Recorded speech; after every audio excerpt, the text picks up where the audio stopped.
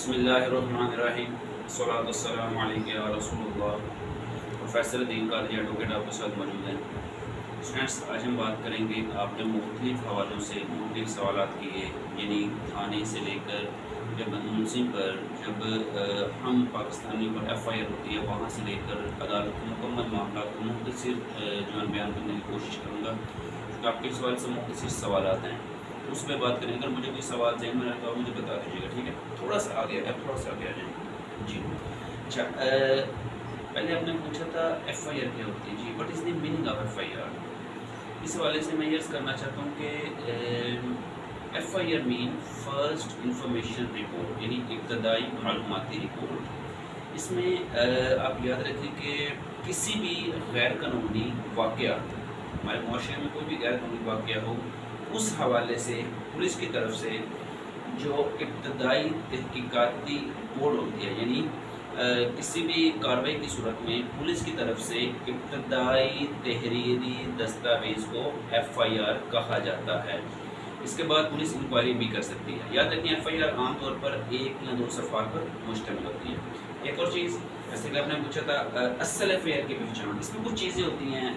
پہلی تو بات تو یہ کمپیوٹرائز ایف آئی آر ہوتی ہیں، اور اس میں serial number, form number, tag number, تاریخ، وقت، تھانے کا نام، علاقے کا نام، سائل کا نام اور مختصر واقعہ، یا پولیس اگر اے ایس آئی ہے یا ایس آئی ہے، یعنی سب انسپیکٹر ہے، تو جو بھی اس کے اندر انکوائری آفیسر ہوگا اس کا نام بھی اس میں درج ہوتا ہے، اس کا فون نمبر بھی اس میں درج ہوتا ہے۔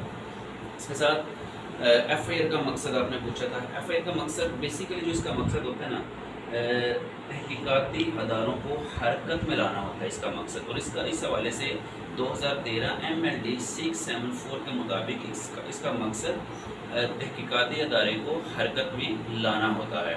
اب بات یہ ہے کہ اگر پولیس ایف آئی آر درج نہ کرے تو کیا کیا جائے؟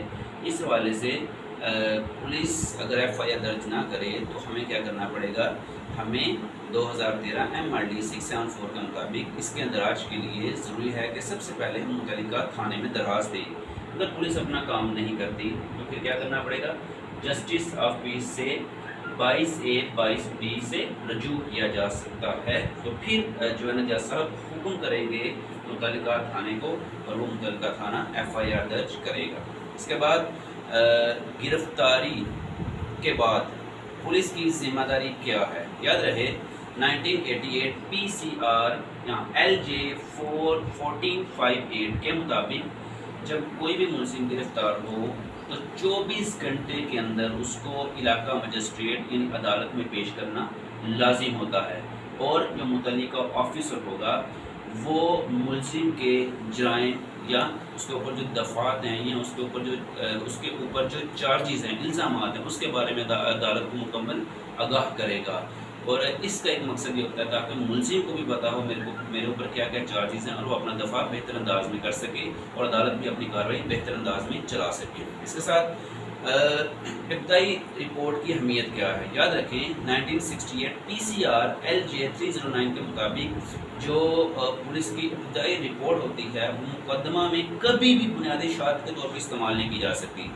جیسا کہ مریم آپ نے سوال کیا تھا کہ جو ایف آئی آر کی اہمیت، تو ایف آئی آر کے اوپر جو درج ہوتا ہے اس کی بنیاد پر جج صاحب عام طور پر اس کی بنیاد پر سزا ملزم کو نہیں دیتے، اور یہ صرف ایک انفارمیشن کے لیے ہوتا ہے۔ اس کے بعد اب ملزم گرفتار ہو گیا، تھانے میں چلا گیا، تھانے میں ملزم کو کیا سہولت دی جائے گی اور پولیس کی ذمہ داری کیا ہے؟ یاد رکھیں AIR 1932 LAH 3 کے مطابق کسی بھی ملزم کو جب گرفتار کیا جاتا ہے تو اس کو اپنے گھر سے یعنی اپنے طور پر وہ کپڑے، کھانا یا اس کے ساتھ ساتھ خوراک بھی منگوا سکتا ہے، بستر وغیرہ بھی منگوا سکتا ہے۔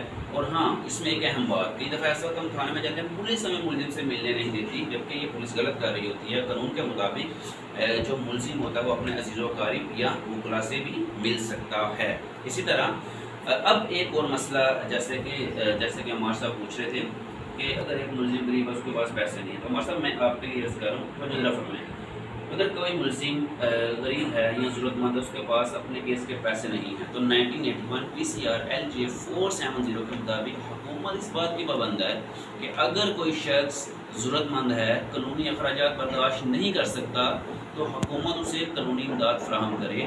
ملزم دوران ٹرائل کسی بھی وقت جیسا آپ کو بتا سکتا ہے کہ میں ضرورت مند ہوں، مجھے قانونی مدد کی ضرورت ہے، تو یہ حکومت پر لازم ہے کہ اس کو قانونی امداد فراہم کرے۔ ملزم یہ حق دوران ٹرائل کسی بھی وقت استعمال کر سکتا ہے۔ اس کے بعد اگر ملزم کی ضمانت ہو جاتی ہے، یاد رکھیں قابل ضمانت جرم میں اگر ملزم کی ضمانت ہو جائے تو یہ 1991 MLD 518 کے مطابق یہ ملزم کے ساتھ کوئی رعایت نہیں کی گئی، بلکہ یہ ملزم کا بیسک حق ہوتا ہے۔ اس کے ساتھ اب جب ملزم گرفتار ہوا، اس کا مال اور اس کے جو پاس جو چیزیں تھیں، جیسے کہ احمد صاحب کا موبائل فون پولیس والوں نے لے لیا تھا احمد صاحب، اس میں جب ہمیں جانا پڑا، اس میں ایک چیز ہے، یاد رکھیں کہ 1966 PLD LAH کے مطابق ملزم جب گرفتار کیا جاتا ہے، اس کا جو مال پولیس نے جس حالت میں لیا تھا، تو بریت کے وقت جب وہ بری ہو جائے، اسی حالت میں ملزم کی تمام چیزیں، موبائل، پرس وغیرہ ویسے ہی واپس کرنا لازم ہوتا ہے۔